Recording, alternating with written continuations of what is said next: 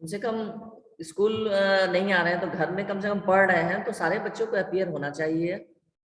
Okay, बताइए 20 में एक मैं हूं तो 19 स्टूडेंट ही हैं। इस तरह से कहीं क्लासेस चलते हैं। चलिए, मैंने आप लोगों को कल पढ़ाया पर्वत प्रदेश में पावस। कल कंप्लीट हो गया था ना, पर्वत प्रदेश में पावस। यस मैम, कंप्लीट हो गया था। हाँ, अब मैं इसका काव्यांश 1 की व्याख्या करवा रही हूँ और व्याख्या से फिर संबंधित जो प्रश्न हैं वो प्रश्न करवा रही हूँ। चलिए, आप लोग लिखना शुरू करें। काव्यांश 1, काव्यांश 1।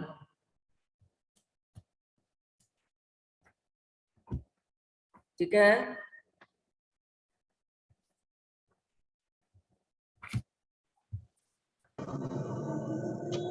मैं ब्लैक बोर्ड के पास चल रही हूँ लेकर।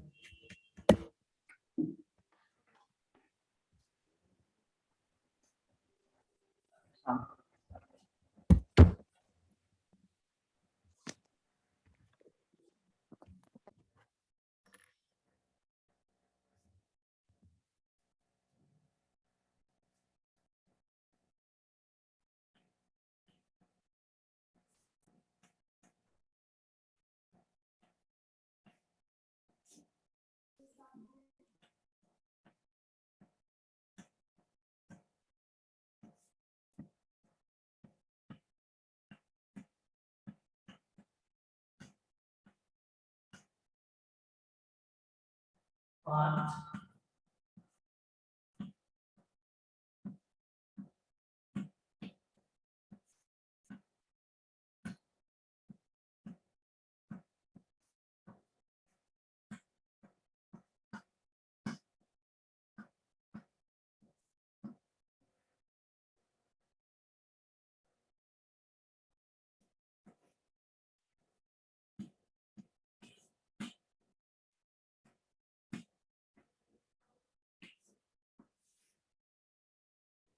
चलिए, दिख रहा है सबको ब्लैक बोर्ड? ब्लैक बोर्ड दिख रहा है? हाँ,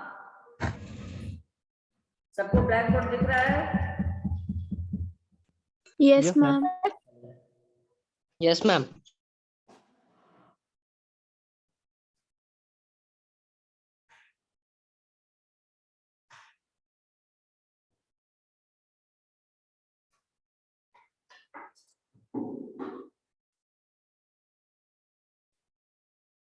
हाँ, चलिए, पहला काव्यांश आप लोग किस तरह से लिखेंगे? काव्यांश 1 लिखिए ऐसे, काव्यांश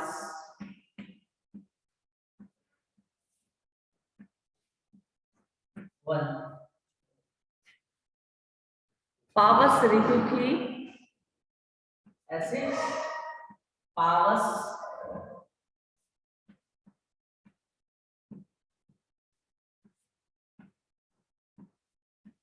ऋतु की डैश डैश, और अंतिम है फैला है विशाल। फैला है विशाल। ठीक है, यहाँ पावस ऋतु थी, उसके बाद पावस ऋतु थी पर्वत प्रदेश, पल पल परिवर्तित प्रकृति वेश, मेखलाकार पर्वत अपार, अपने सहस्त्र दृग सुमन फाड़, अवलोक रहा है बार बार, नीचे जल में निज महाकार, जिसके चरणों में पलाताल, दर्पण सा फैला है विशाल। ठीक है, चलिए, इसकी ये काव्यांश 1 का आप नीचे हेडिंग दें व्याख्या। ठीक है, ये लिख लिए ना आप लोग इस तरह से, पावस ऋतु की डैश डैश फैला है विशाल, पूरी पंक्तियों को ना लिखकर ऐसे लिख लिया आप लोग, यस और नो? Yes ma'am. हाँ, चलिए अब आगे लिखिए। Yes, ma'am. चलिए वेरी गुड, चलिए अब आगे लिखिए। व्याख्या, इसकी मैं व्याख्या लिखवा रही हूँ, क्योंकि अगर व्याख्या आपको पता होगा तो आप आराम से कोई भी प्रश्न उत्तर कर सकते हैं। व्याख्या, कवि पर्वतीय क्षेत्र में, और आपके लिखने की हैबिट भी बनी रहनी चाहिए, कवि पर्वतीय क्षेत्र में, कवि पर्वतीय क्षेत्र में वर्षा ऋतु के दौरान, कवि पर्वतीय क्षेत्र में वर्षा ऋतु के दौरान, वर्षा ऋतु के दौरान, वर्षा ऋतु के दौरान प्रकृति में हो रहे, वर्षा ऋतु के दौरान प्रकृति में हो रहे निरंतर परिवर्तन को,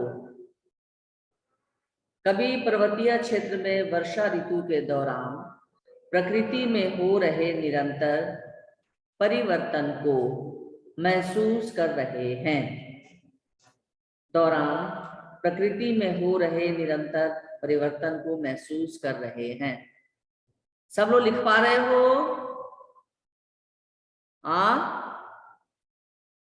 यस मैम। हाँ, मैं धीमी गति में ही बोल रही हूँ, गति ठीक है ना? Yes ma'am. Yes ma'am. ठीक है, ओके। हो रहे निरंतर परिवर्तन को महसूस कर रहे हैं, पूर्ण विराम। जहां वर्तनी में कठिनाई होगी आप लोग मुझे कहेंगे, मैं ब्लैक बोर्ड पर लिख दूंगी, लेकिन गलत नहीं लिखेंगे, ठीक है? पूर्ण विराम। उस पर्वतीय क्षेत्र में, पूर्ण विराम के बाद, उस पर्वतीय क्षेत्र में, उस पर्वतीय क्षेत्र में दूर तक, दूर, द दीर्घ का, द में बड़ा का मात्रा, दूर तक गोलाकार में, दूर तक गोलाकार में, उस पर्वतीय क्षेत्र में दूर तक गोलाकार में पर्वत नजर आ रहे थे। उस पर्वतीय क्षेत्र में दूर तक गोलाकार में पर्वत नजर आ रहे थे, पर्वत नजर आ रहे थे, जिनके ऊपर, जिनके ऊपर, ऊपर में दीर्घ ऊ होगा, बड़ा ऊ, जिनके ऊपर हजारों फूल खिले हुए थे, जिनके ऊपर हजारों फूल खिले हुए थे।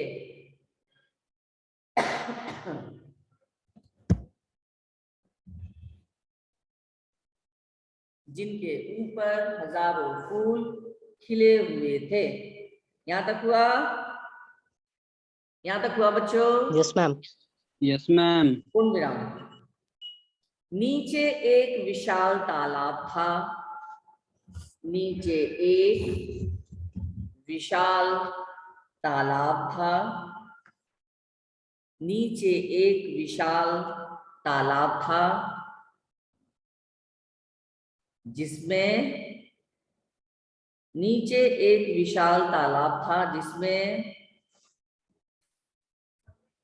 पर्वतों की परछाई, जिसमें पर्वतों की परछाई, जिसमें पर्वतों की परछाई पड़ रही थी। नीचे एक विशाल तालाब था जिसमें पर्वतों की परछाई पड़ रही थी। पूर्ण विराम। यहां तक हुआ बच्चों? Yes, ma'am. Yes ma'am. यहां तक हो गया? पूर्ण विराम। इस सुंदर दृश्य को देखकर, इस सुंदर दृश्य को देखकर, इस सुंदर दृश्य को देखकर कवि ने कल्पना की है। क दीर्घिकार। इस सुंदर दृश्य को देखकर कवि ने कल्पना की है मानो वे पर्वत, मानो वे पर्वत अपनी, मानो वे पर्वत अपनी हजारों पुष्प रूपी आंखों से, मानो वे पर्वत अपनी हजारों पुष्प रूपी आंखों से, पुष्प रूपी आंखों से नीचे स्थित तालाब में, अपनी हजारों पुष्प रूपी आंखों से नीचे स्थित तालाब में, नीचे स्थित तालाब में अपनी छवि को, नीचे स्थित तालाब में अपनी छवि को लगातार निहार रहे हों। नीचे स्थित तालाब में, स्थित सब लोग सही लिखे हो ना? हाँ, Yes, ma'am. Yes, ma'am. दंत समय हर्षिकार, आधा दंत Yes, ma'am. समय हर्षिकार, स्थित थ स्थित तालाब में अपनी छवि को लगातार निहार रहे हों पे अनुस्वार दोगे। ठीक है बच्चों? पूर्ण विराम। नीचे स्थित तालाब में अपनी छवि को लगातार निहार रहे हों, पूर्ण विराम। वह तालाब उन पर्वतों के, वह तालाब उन पर्वतों के, वह तालाब उन पर्वतों के, उन पर्वतों के चरणों में, यानी पर्वत का निचला जो हिस्सा है उसको चरण, मनुष्य के भी शरीर के सबसे निचले हिस्से को तो चरण ही माना जाता है ना, जिसके द्वारा वो चलता है। तो पहाड़ चलता तो नहीं है, एक जगह स्थिर खड़ा है, लेकिन उसका नीचे का भाग जो है, तल जिसको कहते हैं, वो चरण ही कवि उसको मान रहा है, क्योंकि यहाँ कवि ने मानवीकरण किया है। ठीक है? वह तालाब उन पर्वतों के चरणों में बहुत समय से स्थित है,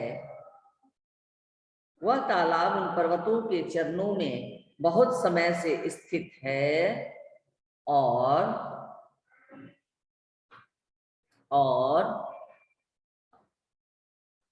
विशालकाय पर्वतों के लिए, और विशालकाय,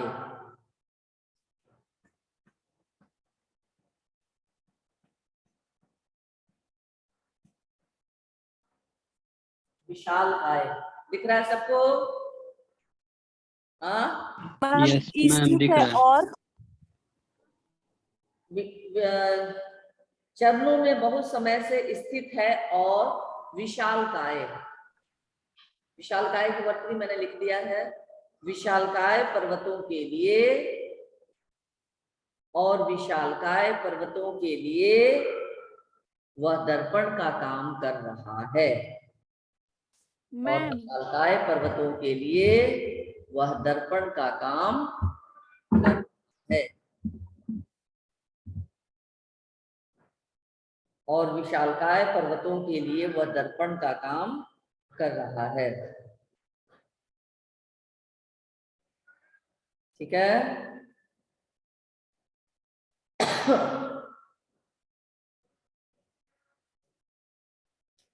अब बच्चों इसमें एक प्रश्न बनता है, अब उस प्रश्न को आप लिखें। ये मैंने लिखवा दिया आपको इसकी व्याख्या। अब इसी से संबंधित एक प्रश्न बन रहा है, उस प्रश्न को लिखें आप। प्रश्न है जो अक्सर पूछा जाता है। ठीक है? मैं प्रश्न यहां लिख रही हूं।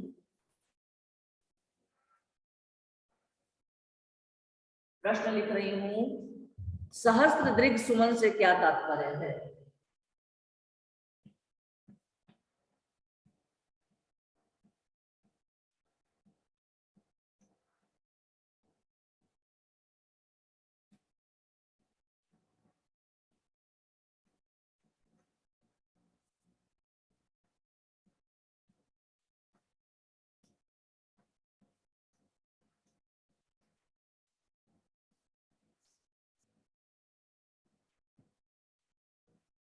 सहस्त्र दीर्घ सुमन से क्या तात्पर्य है? कवि ने इस पद का प्रयोग किसके लिए किया होगा? कवि ने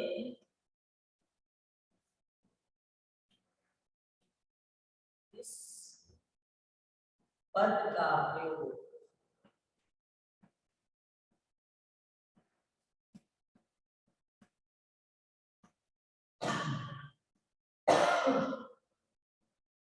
किसके लिए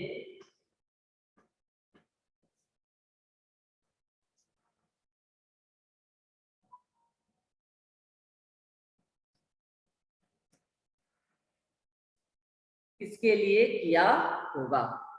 प्रश्न दिख रहा है सबको? प्रश्न दिख रहा है? Yes ma'am. सभी बच्चों को दिख रहा है ना? सहस्त्र दीर्घ Yes, ma'am. है कवि ने इस पद का प्रयोग किसके लिए किया होगा? यानी फर्स्ट स्टैंजा से आपका ये अनिवार्य प्रश्न बनता है। ठीक है, चलिए इसका उत्तर मैं लिखा दे रही हूँ। हर स्टैंजा से संबंधित एक इंपॉर्टेंट प्रश्न बनता है। ओके, चलिए मैम साइड हो जाऊं।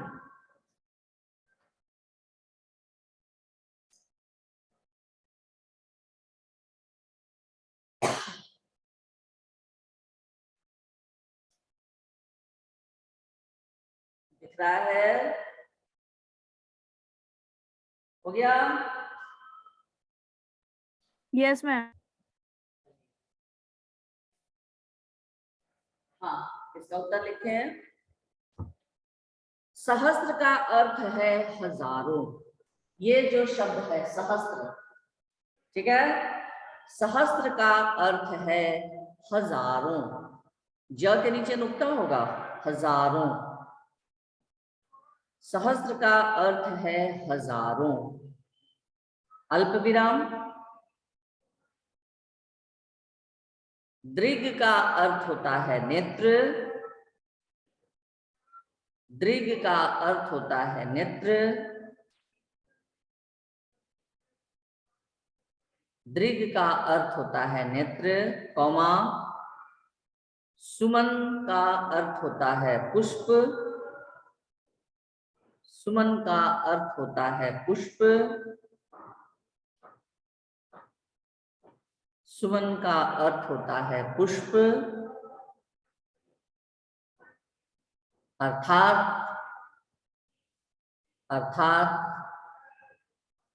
हजारों पुष्प रूपी नेत्र। अर्थात हजारों पुष्प रूपी नेत्र, यानी फूल के समान नेत्र। यहाँ फूलों को क्या माना गया है? पर्वतों की आंख। ठीक है, अर्थात हजारों पुष्प रूपी नेत्र। पूर्ण विराम। अर्थात हजारों पुष्प रूपी नेत्र, पूर्ण विराम। कवि ने इस पद का प्रयोग, पूर्ण विराम के बाद, कवि ने इस पद का प्रयोग, कवि ने इस पद का प्रयोग उन हजारों फूलों के लिए किया है। कवि ने इस पद का प्रयोग उन हजारों फूलों के लिए किया है। कवि ने इस पद का प्रयोग उन हजारों फूलों के लिए किया है जो पर्वतों के ऊपर खिले हुए हैं। जो पर्वतों के ऊपर खिले हुए हैं, पूर्ण विराम। जो पर्वतों के ऊपर खिले हुए हैं, पूर्ण विराम। जो पर्वतों के ऊपर खिले हुए हैं, पूर्ण विराम। कवि को तालाब में, पूर्ण विराम के बाद, कवि को तालाब में विशाल पर्वतों की परछाई नजर आ रही है। कवि को तालाब में विशाल पर्वतों की परछाई नजर आ रही है।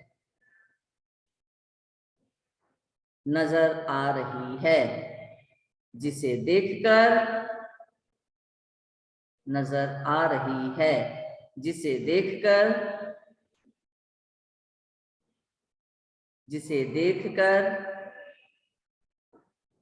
यहां तक हुआ बच्चों सबका? Yes, ma'am. Yes, ma'am. जिसे देखकर उन्होंने कल्पना की है। जिसे देखकर उन्होंने कल्पना की है। क दीर्घिकार। जिसे देखकर उन्होंने कल्पना की है कि, क हर्षिकार, कि यह पर्वत, जिसे देखकर उन्होंने कल्पना की है कि यह पर्वत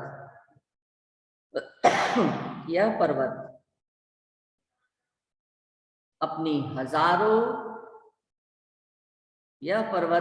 हजारों पुष्परूपी आंखों से, उन्होंने कल्पना की है कि यह पर्वत अपनी हजारों पुष्परूपी आंखों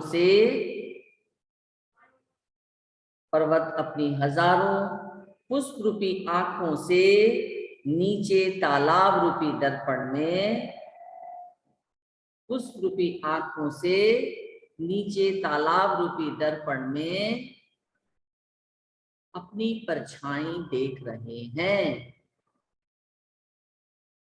नीचे तालाब रूपी दर्पण में अपनी परछाई देख रहे हैं। पूर्ण विराम। परछाई देख रहे हैं। कवि की यह कल्पना, पूर्ण विराम के बाद, कवि की यह कल्पना मानवीकरण अलंकार का सुंदर उदाहरण है। कवि की यह कल्पना मानवीकरण अलंकार का सुंदर उदाहरण है।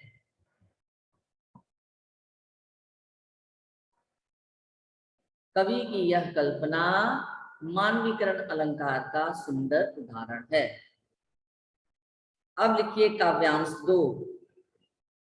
इस प्रश्न को मैं मिटा रही हूं।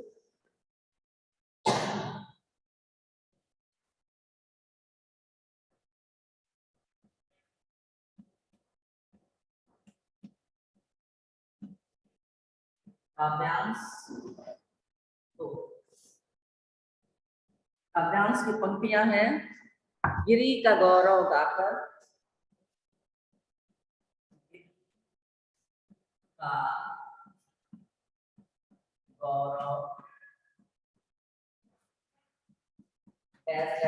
देकर झाग भरे निर्झर,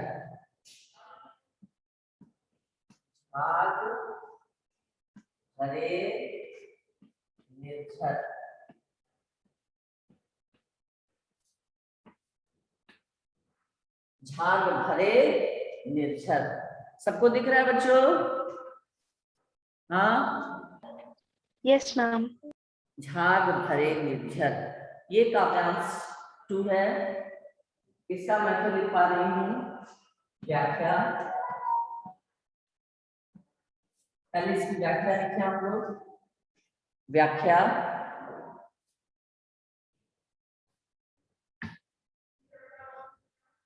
आरंभ करूं?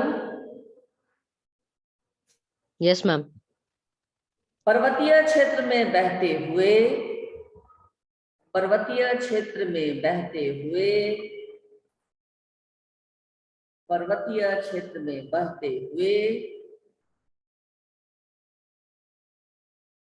सुंदर झरनों की आवाज, पर्वतीय क्षेत्र में बहते हुए सुंदर झरनों की आवाज, ज के नीचे नुक्ता होगा, आवाज सुनकर कवि ने पर्वतीय क्षेत्र में बहते हुए सुंदर झरनों की आवाज सुनकर कवि ने कल्पना की है, कवि ने कल्पना की है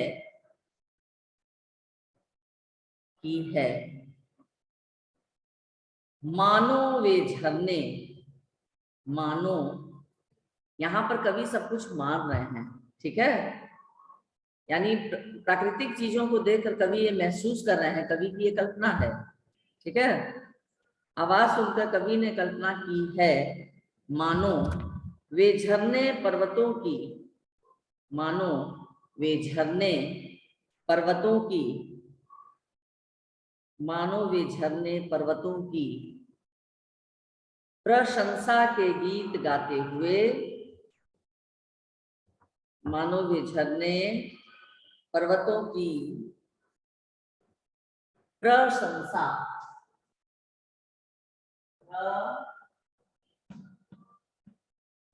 प्रशंसा, प्रशंसा यानी तारीफ, पर्वतों की प्रशंसा के गीत गाते हुए,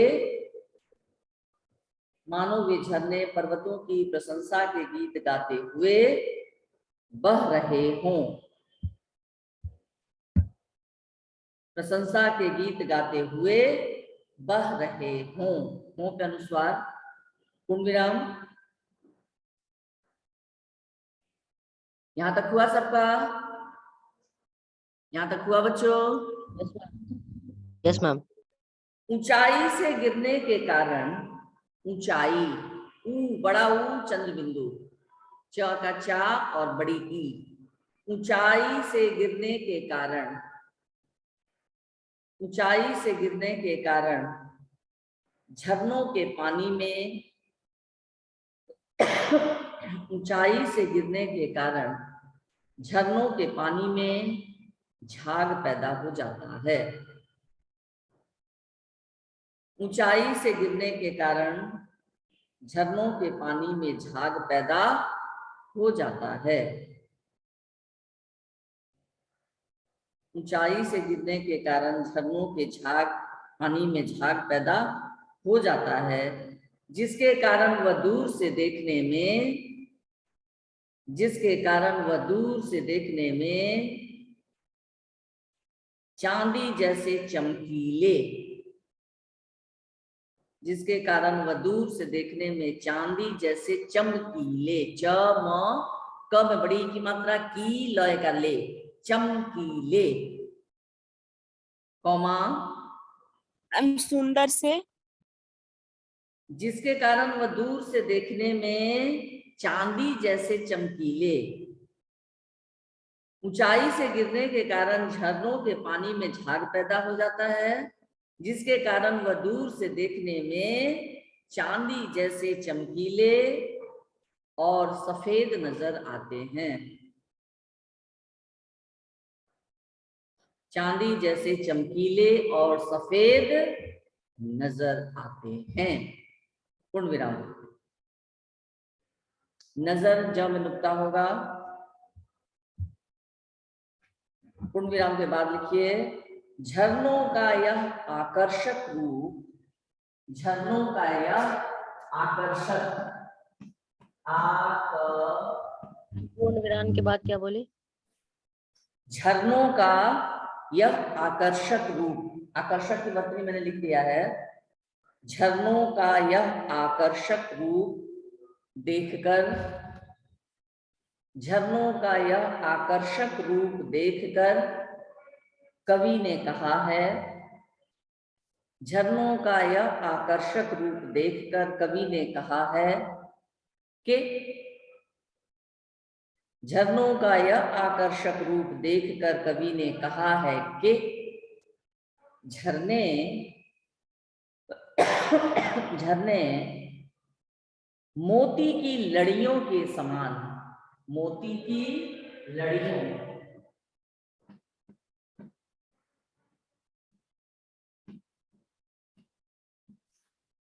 मोती की लड़ियों, लड़ियों के समान सुंदर लग रहे हैं, झरने मोती की लड़ियों के समान सुंदर लग रहे हैं और इस संपूर्ण दृश्य की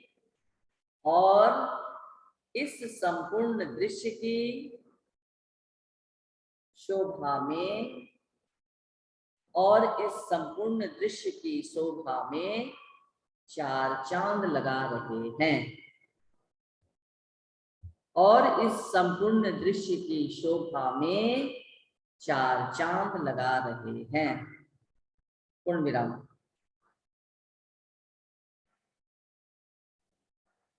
और इस संपूर्ण दृश्य की शोभा में चार चांद लगा रहे हैं। अब इससे संबंधित जो प्रश्न है वो आप लिखें, काव्यांश 2 से संबंधित।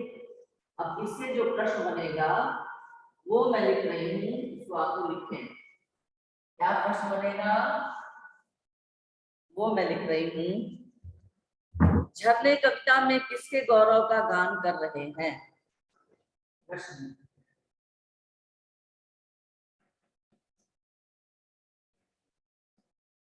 झरने कविता में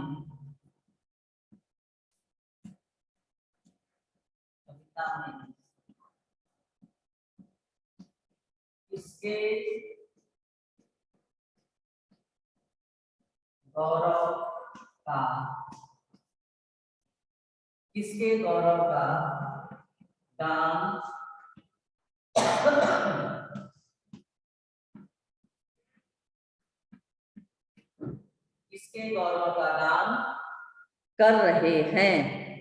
बहते हुए झरने की तुलना किससे की गई है? बहते हुए झरने की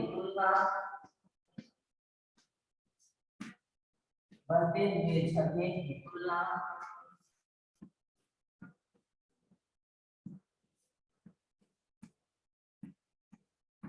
किससे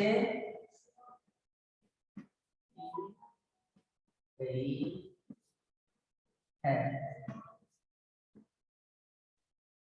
प्रश्न दिख रहा है बच्चों सबको? हाँ, प्रश्न दिख रहा है सबको? यस और नो?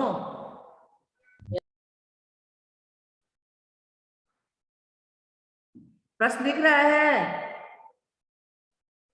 हाँ, यस मैम। लिखो। झरने कविता में किसके गौरव का गान कर रहे हैं? बहते हुए झरने की तुलना किससे की गई है? ये आपका प्रश्न है। ठीक है, लिख लिए प्रश्न?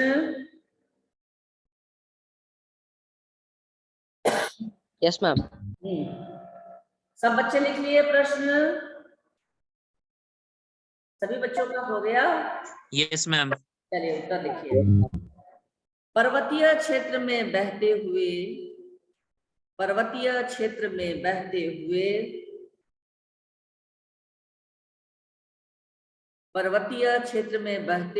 झरनों से जो ध्वनि उत्पन्न हो रही है, पर्वतीय क्षेत्र में बहते हुए झरनों से जो ध्वनि उत्पन्न हो रही है उसे सुनकर लगता है, पर्वतीय क्षेत्र में बहते हुए झरनों से जो ध्वनि उत्पन्न हो रही है उसे सुनकर लगता है मानो वे पर्वतों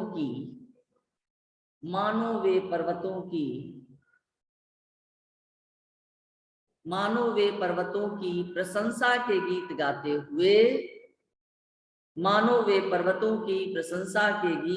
हुए बह रहे हैं।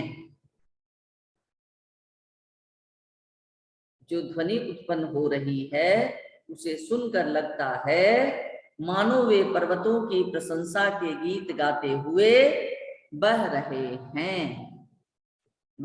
हैं पे अनुस्वार होगा। पूर्ण विराम। ऊंचाई से गिरने के कारण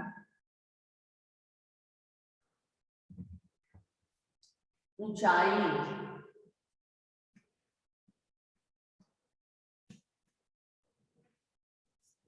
ऊंचाई से गिरने के कारण उनमें जो झाग उत्पन्न हो रही है, ऊंचाई से गिरने के कारण उनमें जो झाग उत्पन्न हो रही है वह मोती की लड़ियों के समान, ऊंचाई से गिरने के कारण उनमें जो झाग उत्पन्न हो रही है वह मोती की लड़ियों के समान सुंदर लग रही है। वह मोती की लड़ियों के समान सुंदर लग रही है, कौमा जो उस पूरे प्राकृतिक नजारे की, जो उस पूरे प्राकृतिक